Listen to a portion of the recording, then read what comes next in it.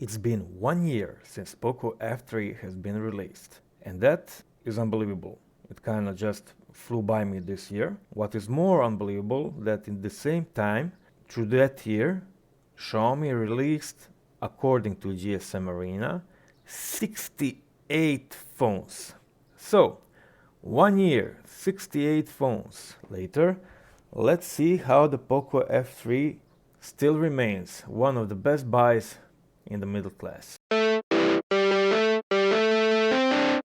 When you combine beautiful, not boring, fun design with a big, bright, fluid 120 Hz AMOLED display, you know you have a winner on your hands. And if you add to that mix one of the best CPUs in the last few years, most optimized, coolest, and still very capable, and you add to it 6 or 8 gigabytes of fastest RAM out there, you know you have performance beast that can stand shoulders next to all the much more expensive phones, not outperform them, but not fall behind very much. And for those of you who like to play games on your phone, you will be glad to know that everything you throw at Poco, it will run it with an ease. I'm not much of a mobile gamer, but I tried PUBG Mobile. That comes pre-installed to this phone, and it works great. I even managed to kill someone in it, so yay. When it first came out, Poco F3 came with Android 11, and on top of it was Xiaomi's MIUI 1.5. Now, a year later, we have Android 12 with MIUI 13. And some of you will notice I'm not the biggest fan of MIUI software, but I'm quite pleased with it on the Poco. It works very well. I haven't noticed any bugs so far, and all features work as they should. Let's say always on display lets you to actually be always on, not like, let's say, Xiaomi Note 11 when you can only activate it for 10 seconds. I also like MIUI Gallery. It has great photo editor with a lot of options. There's also one option called Sky, and I think it's a great one to have fun with. Basically, you can change sky on your photos to a lot of other options. You can see few of them here. Yeah, very nice. I haven't seen that with other phone, and what is most important, it works great and it has no bugs. Great feature you need to know about MIUI is second space.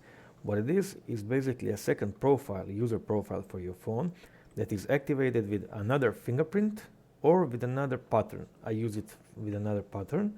So when I enter one pattern, it just goes to my apps, my data, my everything. And when I enter other pattern, it goes to whole complete new set of apps. So if you need to give your phone to someone to see something, check something or anything, you can just enter another pattern, give them your phone, and all your data is protected.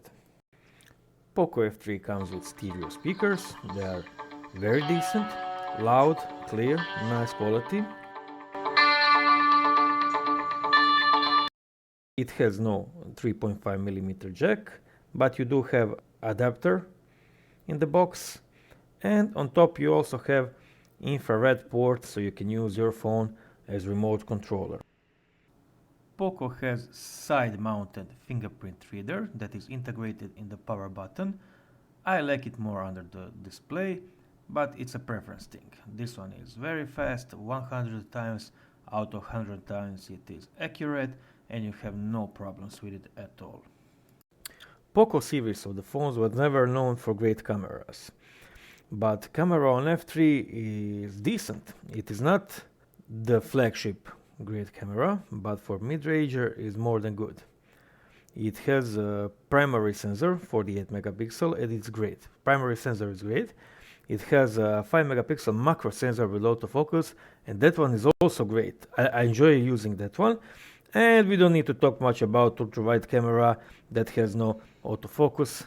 It's enough to say it is okay during the day and for the video, but at the evening it's better not to use it.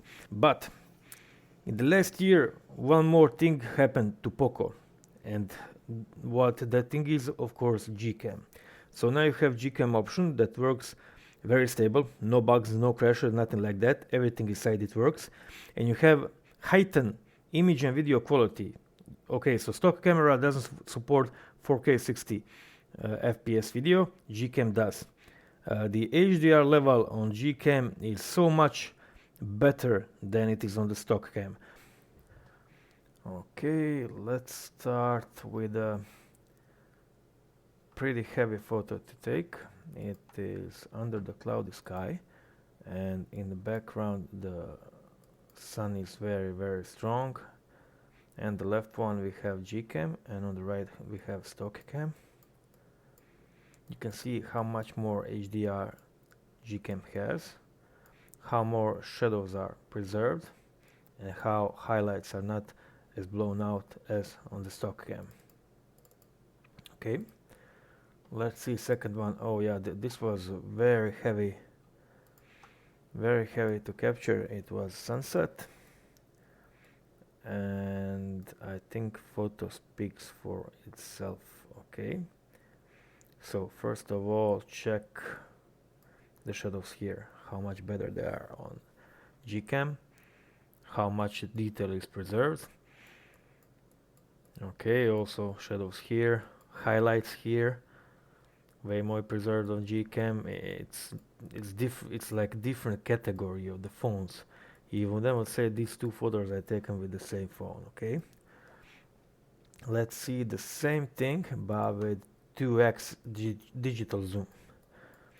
Okay, 2x digital zoom. As you can see, Gcam missed focus here. Better focus is on stock cam, but also when you look shadows and highlights, they are much more preserved on Gcam. So yeah, this one was better on stock cam focus, but everything else is better on Gcam. And maybe if I took another photo when it focused, it would be better. I took the same photo with ultra wide. Let's see, I didn't even see results myself. Let us see it here. Okay, so a lot better detail on Gcam on ultra wide camera, and also better preservance of highlights. Yeah, I mean this is trash camera still, but come on, look at the trees here. Much better on Gcam. Yeah, on the Gcam at low light, even ultra wide is usable, and that's a great thing actually. Okay, and one more comparison. I believe this is just 1x camera, and that's it. Yes, Gcam stock. Look at the details back at the mountain. Look at the shadows. Look at the details here. Look at the details here. No comparison. So Gcam elevates this phone so high that it becomes flagship level camera. Okay, let me show you a few more photo samples. Yeah, I have one more comparison. Just a second. So Gcam, stock cam. These are actually pretty similar. A bit better highlight preservation here in Gcam. Yeah, everything else it's pretty much the same. No much difference there. Okay, macro model is insanely good. So this is the shot of, I don't know what the hell was this, some kind of rope. Okay, and this is macro of it. Look at this. It's so fun to take photos with it. Also this flower. Now look at this part here. That's it. That's macro of it. Okay, this one is, I believe, macro of this one.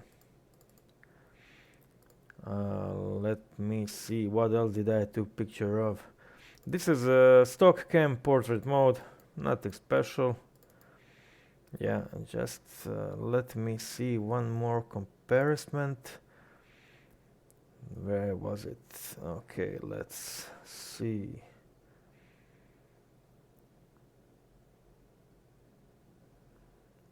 I believe this is stock cam. Yeah, you can see by name EMG. This is stock cam portrait. It's shit. Okay, And this is Gcam portrait. Same photo, yeah. Let's do it like this. Yeah, you can see difference here. It's amazing how much more details, how much quality it does, and how much more of normal blur and everything. Gcam, oh come on, look at this. Yeah, much better photo on Gcam. So yeah, use Gcam on this phone. Now I will show you few videos.